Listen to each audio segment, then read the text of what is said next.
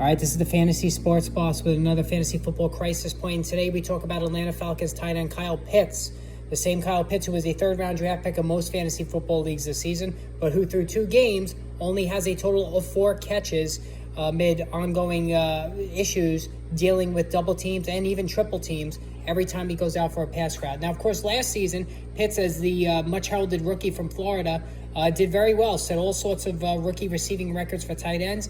Over 60 receptions for a rookie tight end, which is almost unheard of, but only 1 touchdown as the limitations of an aging Matt Ryan and a very porous offensive line, in addition to being constantly double and triple teamed, really put a hammer on Pitts' touchdown total. The feeling this time around, the reason why Pitts was going as a third-round draft pick was that he would take another step in his development, and that nobody could possibly question his athleticism, which is off the charts for a tight end. And the reception totals and yardage totals were very impressive again for a rookie a year ago. Unfortunately, there remains major issues at quarterback. Marcus Mariota struggling badly throwing the football. The offensive line for Atlanta continues to struggle, and Pitts is getting double teamed every time he runs out a route, and things just look pretty bleak. Game 1, 2 catches for 19 yards. He did have 7 targets, but him and Mariota could not get on the same page. And then yesterday, game 2, only 3 targets, 2 catches for 19 yards against the Los Angeles Rams. Just a complete non-factor. And Pitts' fantasy football owners are definitely panicking right now, and I totally understand that.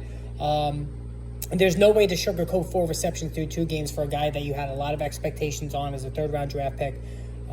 But unfortunately, I can't say things are going to get immediately better. Mariota is a flawed passer. Eventually, they're going to turn things over to Desmond Ridder. Perhaps the rookie out of Cincinnati will feast, with Pitts, because rookie quarterbacks tend to throw to their tight ends often. And also, I do think that the development of Drake London, who had a huge game yesterday, could help soften up opposing defenses. Maybe defenses not so willing to devote a second and even a third defender towards Pitts when London is lighting it up on the other side of the field. And I always thought the drafting of London was very crucial for Kyle Pitts' outlook, because if London can take the top off the defense and serve as a big play threat like he was yesterday, that should, in theory, loosen things up for Pitts. However, opposing defense probably figure, okay, Pitts is their number 1 weapon. We'll take our chances with London doing his thing on the other side of the field, and that seems to be what's happening. So, again, I can't say it's going to get better. You can't sell low. You absolutely cannot sell low. You invested too much in Pitts, and nobody's really going to – there's going to be a lot of people gun-shy with him just because of the fact that the numbers are just so awful right now.